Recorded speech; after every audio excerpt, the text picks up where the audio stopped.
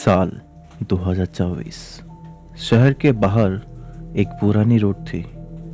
ऐसी रोड जहाँ ना स्ट्रीट लाइट थी ना इंसान, सिर्फ हवा जो रात को अजीब से आवाज करती थी, जैसे किसी पुरानी राज को बोल रही है।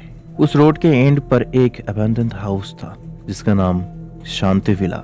लोग उसे खाली मकान कहते थे, पर असल में वो कभी खाली नहीं था। रवि ने पहली बार उस घर के बारे में अपने कॉलेज के कैंटीन में सुना था। उसका दोस्त अमन हमेशा बकवास करता रहता था, भूत प्रेत हॉरर स्टोरीज, भाई ये सब कहानी में होता है, ऐसा रियल में नहीं होता है। अमन बोलता है, भाई उस घर के अंदर जो गया ना वापस नहीं आया। अमन ने सिगरेट का स्मोक छोड़ते हुए कहा। रवि हंसा और बोला, बस कर यार, इंडिया में हर दूसरा घर 100 होता है। अमन सीरियस हो गया। इस बार मजाक नहीं, मेरे मामा का लड़का 3 साल पहले गया था, उसके बाद सिर्फ एक चीज मिली।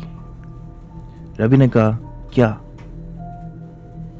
उसके फोन घर के अंदर से। रवि के हाथ थोड़े ठंडे हो गए, पर उसने इग्नोर किया इस बात को। उस रात रवि को नींद नहीं आई।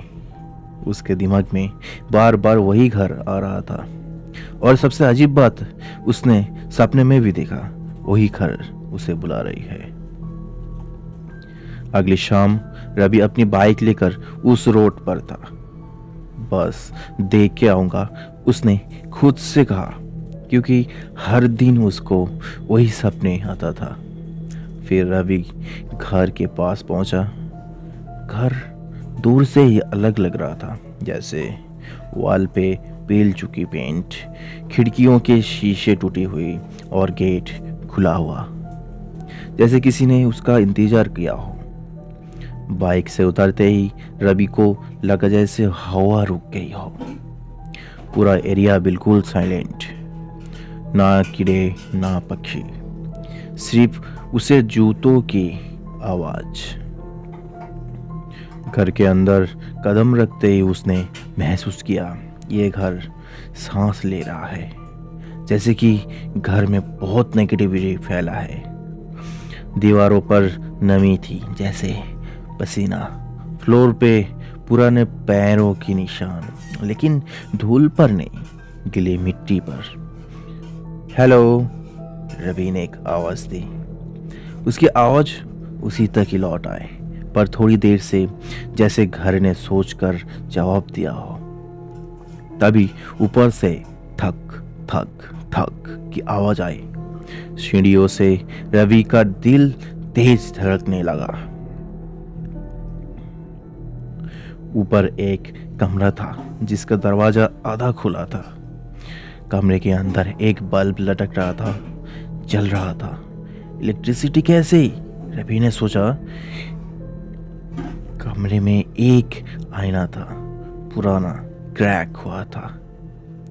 रवि आईने के सामने गए, पर आईने में उसका परछाई नहीं थी। उसने अपना हाथ उठाया, असली हाथ उठाया। आईने वाला रुक गया। यह क्या? रवि पीछे हटा। तभी आईने के अंदर से एक आवाज आई, तुम आ गए। रवि भागकर बाहर निकला। सीढ़ियों उतरते ही वक्त गिरते गिरते बचा। पीछे से किसी के चलने की आवाज आ रही थी, पर जब मुड़कर देखा कोई नहीं था।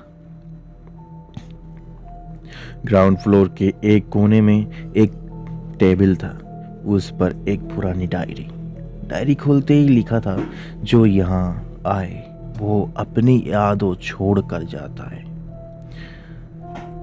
अगला पेज, इस घर को लोग छोड़ गए, पर घर ने लोगों को नहीं। डायरी में लिखा था एक फैमिली के बारे में, बाप, माँ और एक छोटी लड़की, अनाया। अनाया रोज लिखती थी, पापा कहते हैं घर बोलता है, मम्मी कहती है चुप रहे।